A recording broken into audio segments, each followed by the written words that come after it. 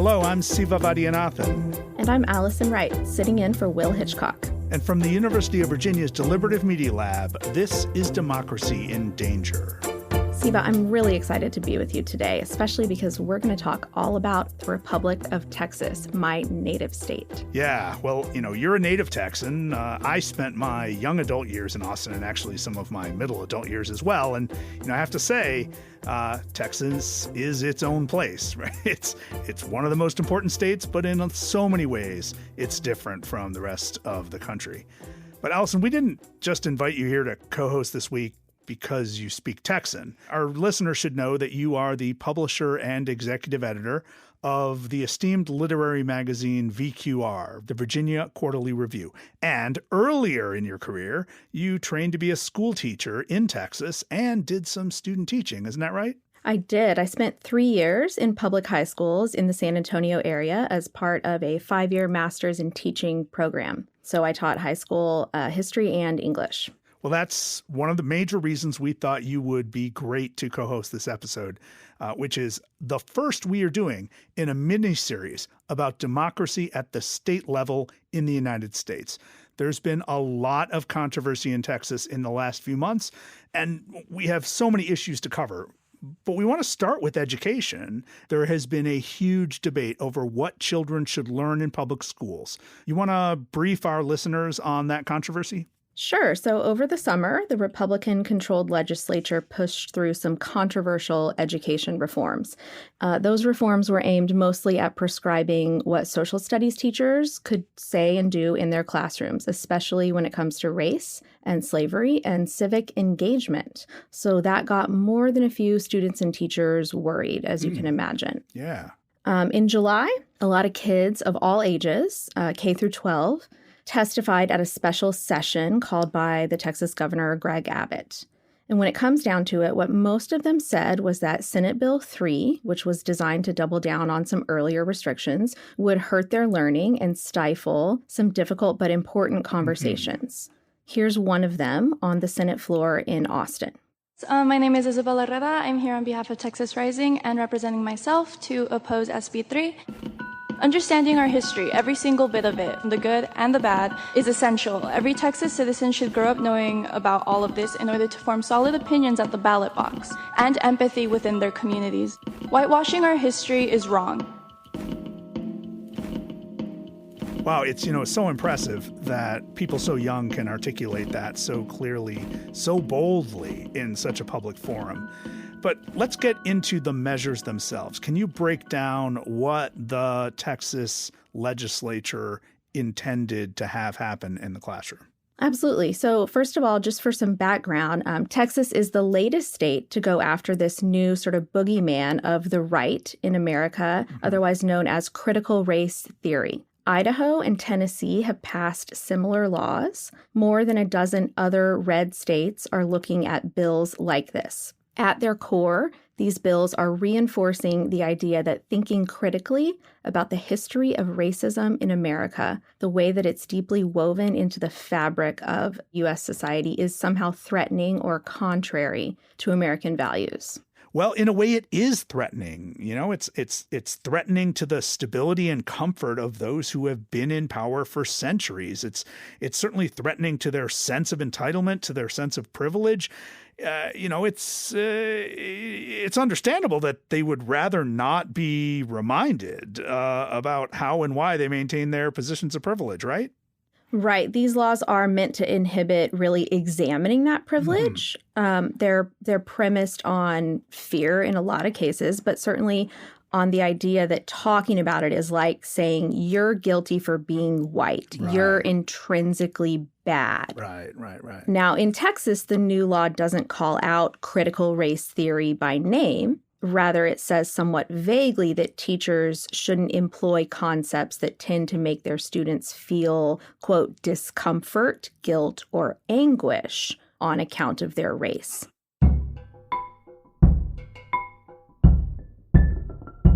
So it all sounds very neutral, right? But I caught up with one teacher from Dallas last week to discuss how this is really playing out. And here's what she had to say about it. You cannot teach history without there being discomfort in institutions that were not built to be comfortable for students of color.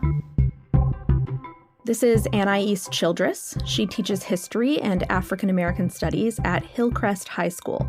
And as you can probably tell, she's British. Yeah, that did not sound classically Texan to me. Well, Anaïs has been teaching in Texas for more than 3 years.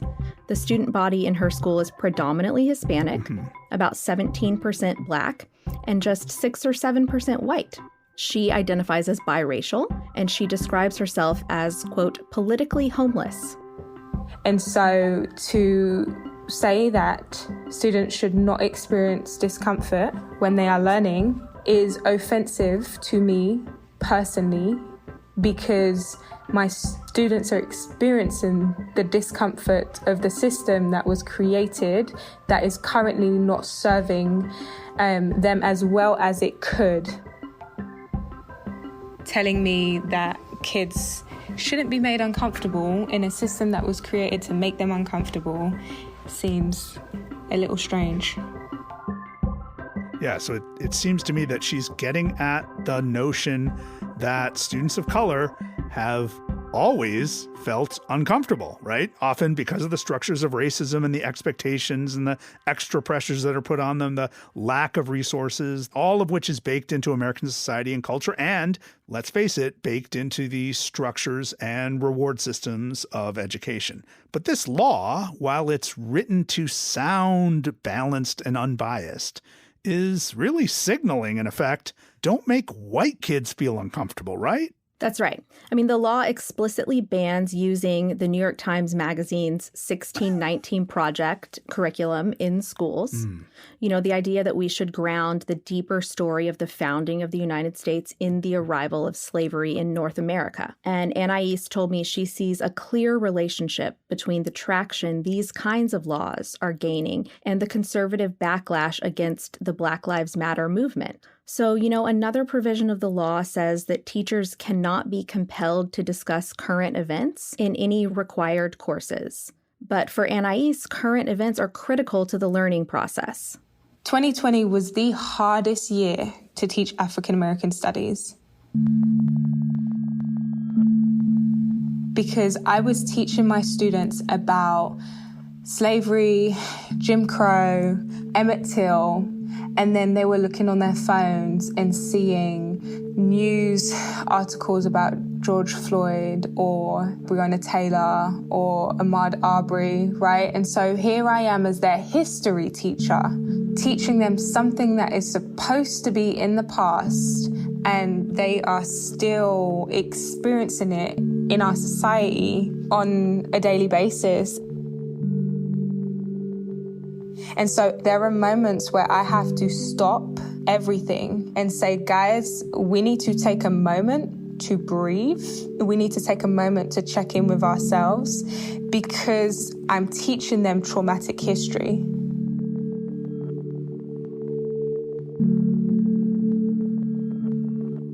Well, Allison, from what I've read about all this, it's not even clear what the enforcement of Senate Bill 3 will look like if, say, a parent complains, right? It seems from what the experts are saying that the purpose of this bill is based on just a chilling effect, right? That teachers and people who develop curricula are just likely to avoid subjects to limit the potential of a hassle. So how is this going to change the way that Anaïs and other teachers teach? This is where it gets interesting. So I asked her that, and her district is fairly progressive. School officials there have said that they remain committed to making the unpleasant realities of American history and positive reinforcement of engagement and activism a part of the student experience. And as an aside here, Anaïs helps run a program where all year long, students do their own research around a policy debate and come up with solutions that they present in a kind of competition. It's called social impact. Wow, that sounds great. It really does. I wish that, we had had this type of thing at the high school where I matriculated in Texas, or even in the program where I, learned pedagogy. But last year, they focused on voter suppression in Texas, just to give you an example. And her district is going to keep doing that, even though Senate Bill 3 says that you cannot make students engage in political campaigns or lobbying. Right. So they are going to find a way around that. And you can make such programs electives, and it will probably be fine. But what ends up happening is that every locality across the state, and you and I both know Texas is a big, diverse state, every locality will apply its own understanding of the rules in its own way, which Anaïs says is itself a problem. We are perpetuating the issue that exists in our democracy, and that is depending on where you live, you will get an opportunity or lack thereof.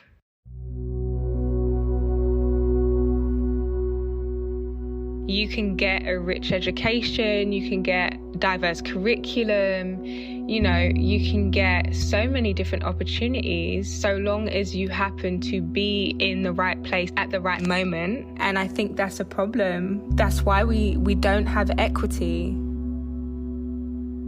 A student who lives in rural Texas deserves to learn about Afro-Latinas as much as the students who I'm privileged to welcome every single day into my classroom.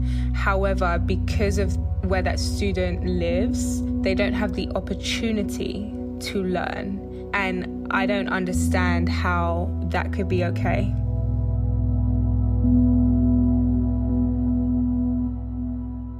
Wow. Well, Allison, thank you so much for bringing Anaïs's story and really grounding this debate in the experience of one particular teacher. Thank you for the opportunity. And if I could just offer a postscript. Yeah, please. Before we move on. The day I spoke with Anaïs happened to be the same day that there was a shooting at a high school just outside of Dallas. Police say that an 18-year-old opened fire after a fight and injured 4 people, 3 of whom were hospitalized.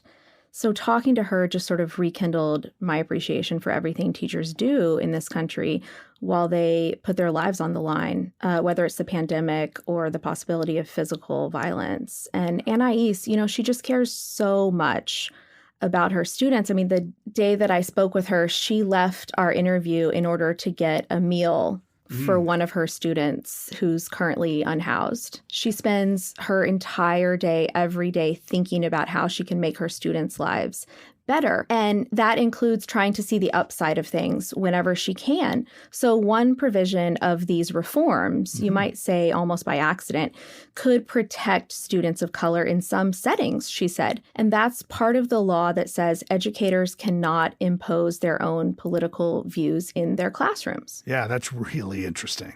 So beyond that, I just wanted to share maybe one last thing she said as we were hanging up. And just a note for our listeners, this may sound a little different because her recorder was turned off at that point. So you will hear our backup audio. I am very tired, emotionally, physically, spiritually, mentally, and so is everyone else. It's a weird time, right? We're dealing with a lot at one time. And so it's funny because this bill is not on anyone's radar. To be 100% candid, I think a lot of teachers are ignoring it because the legislator is passing down more bills that are impacting our day-to-day life as teachers. But being that I am the African American Studies teacher, I don't have a choice.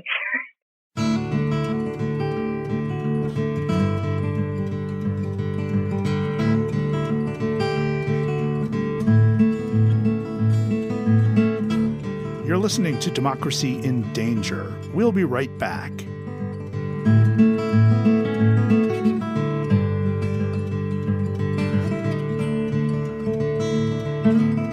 Allison, Anaïs Childress made a point that really highlights why we're focusing on the state of democracy in Texas. It's that over this past year, under Governor Abbott and the Republicans, Texans have seen a flurry of new laws that are inflaming social divisions, driving all sorts of wedge issues into the political landscape. She did. I mean, the biggest news right now is the abortion law, which is the most restrictive in the country, that went into effect last month. and on the same day as those education reforms. But there have also been efforts to restrict voting rights and target transgender athletes in schools, and of course, loosen gun laws. Always. Plus, there was an executive order that makes it harder to help migrants at the border with basic humanitarian assistance. Yeah, so, I mean, in some ways, it's Texas like it's always been, but in other ways, it seems bolder, louder, meaner than it's ever been. It really does. And to help us dig deeper on all of that, we've got two colleagues on the line with us from Texas. And full disclosure, These are both friends of ours from grad school who are historians and encyclopedias on Texas politics. Yeah, absolutely. We have Dwonna Goldstone with us from Texas State University in San Marcos. Dwonna teaches courses on race and gender, on the Black Power movement, and on film. And we also have Bryan Edward Stone from Del Mar College in Corpus Christi, Texas, where he was recently named Teacher of the Year. Dwonna, Bryan, it's so good to talk to you again after all these years. Welcome to Democracy in Danger. Thank you for inviting me. Thank you. It's good to be here. So, Dwonna, let's start with you. You've written a book, the book, about the long, painful process of integrating the University of Texas at Austin, which is, as we know, the premier research university in the state. What should Texans and Americans understand about that process that we might not understand? I mean, what do we miss when we celebrate what appeared in the 1950s to be a leap towards social justice? That's a really good question. I think one of the first things I would say is that integration never really happened at the University of Texas at Austin, and it still has not really happened at the University of Texas at Austin. One of the things that Texas administrators did was they did integrate the school without having to go to court. However, they made sure that those who came to UT were few and far between. In fact, there's a letter that I think the president wrote where he said, let's implement tests so that they could restrict the number of Black male students so that they would not be in class with young white women. Wow. So how do you see that period, right? The 1950s, the 1960s, the 1970s, all of that story of integration, which was supposed to make us feel really good about ourselves. How do you see that connecting to everything that's going on in Texas right now? I think it mirrors what's going on in Texas right now, right? Like, I think what happened in the 50s and 60s and 70s, in some ways, at least there seemed to be progress. At least people were talking about it. People were more upfront about what they were doing. And then we went into this period where, oh, Austin is liberal. Austin is not like the rest of the state. Texas is so great. Then we get Ann Richards, right, who really embodies progress. And then we get George Bush. And then eventually we get Governor Abbott, who seems to want to make sure the only people running the state are white and male. Mm-hmm, mm-hmm. Well, I'm wondering, actually, Bryan, do you have any thoughts on whether or not college professors like yourself are worried about the pressures of Senate Bill 3 in the way that public school teachers are? Is there a concern that we might see a higher ed version of the bill in the next legislative session? Yes. Capital letters, yes. There's a concern. In fact, I'd be very surprised if there wasn't a follow-up bill in the next legislature. But given this one, assuming it stands, assuming that this current one remains in effect, I would assume there'd be one for higher ed. And certainly there's concern among my colleagues. Of course, there are differences. I mean, we don't work for the state the way that public school teachers do. We're not under the direct authority of the governor the way that they are. Whether we could block it, I don't know. Whether we could defy it, I don't know. But absolutely, I would expect that we'll start getting some restrictions or some regulations. I would add to that, though, it's not just the legislature, because the colleges, of course, in the state, the colleges and universities are governed by boards of regents who have a much more direct impact on what could occur in their curricula. And so some of those boards, some are appointed by the governor, some like mine are elected by the public, but they could be much more susceptible to that sort of influence and those sorts of changes. And I'm a little more worried, honestly, about pressure that might come from boards than from the legislature. Yeah, and I mean, unlike high school where no one actually teaches critical race theory, there are plenty of classrooms at the undergraduate and graduate level and law level in Texas and elsewhere where critical race theory is an important part of, examining power structures in America. So I want to ask both of you a question about recent Texas history.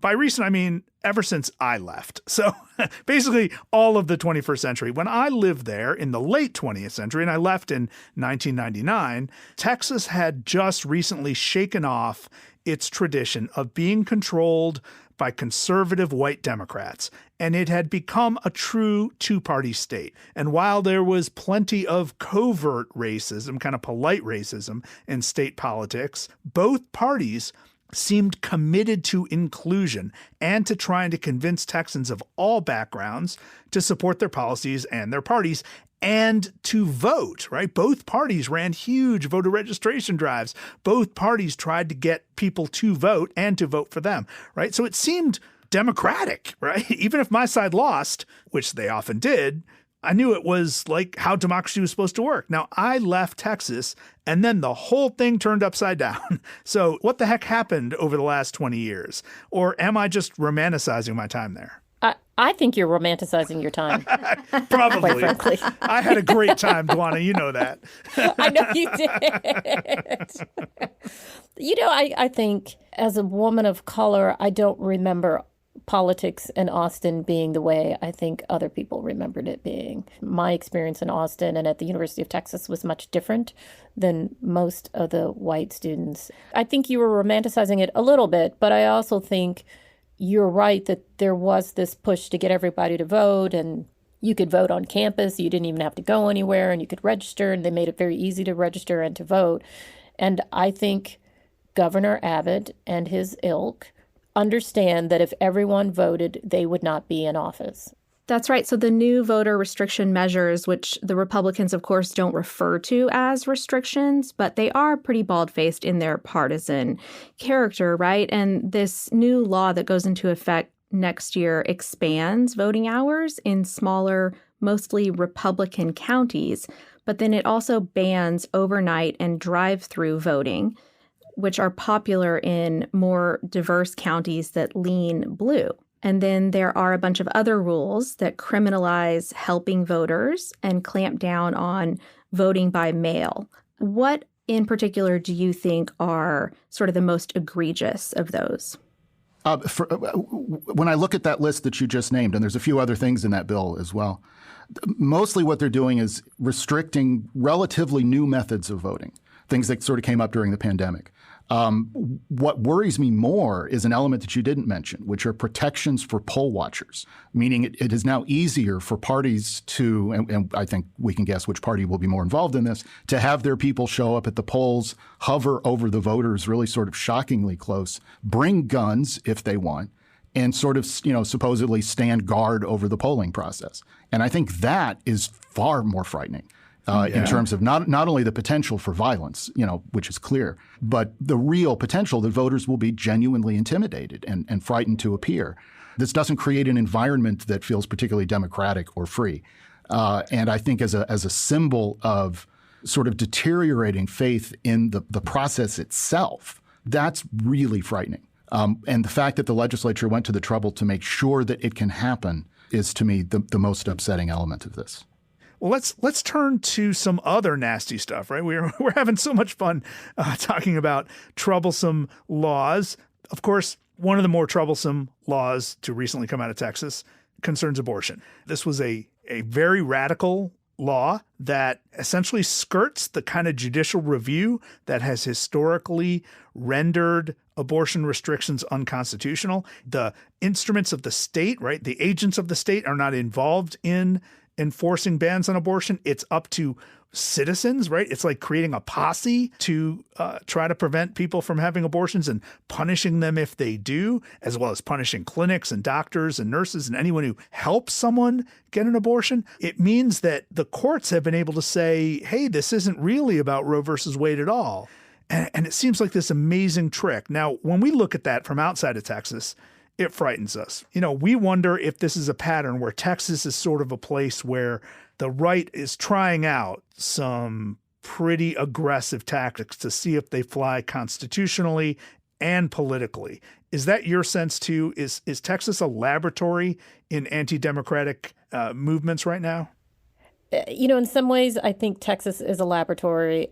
I also think all of it is about making sure white men like Abbott and people like Abbott stay in power. So if you can make these people have these children that they do not want, then you create a structure whereby people are poor, the churches continue to be tithe. I'm convinced it's all part of this system in order to keep people poor, impoverished, and dependent on the state. It is not obviously about making sure fetuses are brought to term, because as I said to one of my students, if life really did begin at conception, then so should child support. I agree entirely with everything that Dwonna just said. But to add a dimension, particularly to the notion of hypocrisy and how hypocritical this is, of course, a lot of the opposition to abortion at least sort of pretends to be faith-based, that it's a violation of religious views. But there are faiths, including the one I'm a member of, where abortion is not only permitted, but sometimes sort of required for the sake of the health of the mother, which is the primary goal. And so, in fact, restricting abortion this completely, in fact, violates the religious freedom of other people in the name of protecting, supposedly, although I'm not sure how sincere it is, the religious freedom of some. And so it's clearly the restrictions on abortion, as Dwonna was saying, is the most important aspect of this. But I think there are other factors that make it a pretty unacceptable policy. Bryan, Dwonna, we'd like to end on a question for both of you, which is really one of hope. So what are the sources of hope for democracy in Texas? Not Democrats in Texas. Are there signs of hope that Texans can or will try to reinvigorate democracy? And to speak Texan, do either of y'all see any light? I do. The one thing that gives me hope are my students. They are much more engaged than I remember them being. They are angry, and they are registered to vote. They understand what's happening. They're not standing idly by. I think this class that I'm teaching that's mostly white people on Black women and Black protest shows that they want to learn. And that kind of thing gives me hope that there are students, Black, white, Latinx, who want to change the power structure, which is why Abbott and his ilk have restricted who can vote, because they are well aware that if everyone who wants to vote does vote, they will never be in power again. But Black churches have been doing this for a lot longer than Abbott has been, and they will get the souls to the polls, and they will figure out how to vote these people out. I also feel that my students are a sign of hope for me, not only from their engagement and their enthusiasm, but I have noticed, I really have noticed since 2016, a deeper level of civic knowledge, a deeper level of not necessarily historical knowledge, but awareness of issues, awareness of their place in those issues, of why they affect them. It gives me a lot of hope. If the goal is to get more people involved and more people energized to participate in a process, I do think that things are on the mend. And I'd add one more thing, too, that even as sort of terrible as the legislature is, as we've been describing, the majority of Texans, every poll shows, don't approve of most of what they're doing. And even though they are gerrymandering themselves into a hold on power, I have some hope that can't last forever. You can't defy gravity forever. And they can't keep doing unpopular and increasingly extremist things without some consequence. And so I don't know when that'll happen. I don't know, if I'm going to live to see that happen. But I certainly hope that I expect that it will happen. This is going to moderate at some point. Well, that certainly does give us some hope. Dwonna Goldstone, Bryan Stone, thank you so much for joining us on Democracy in Danger. Thank you. Thank you. Just across that Louisiana line, Dwonna Naomi Goldstone is an associate professor of history and African American studies at Texas State University in San Marcos. She's the author of Integrating the 40 Acres, the 50-year struggle for racial equality at the University of Texas.